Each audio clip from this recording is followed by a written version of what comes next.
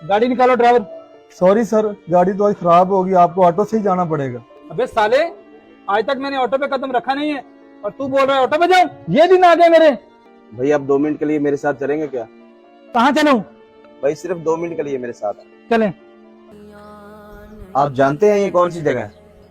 अबे तू पागल हो गया है? सब जानते हैं ये कब्रिस्तान है। जी भाई, ये कब्रिस्तान है।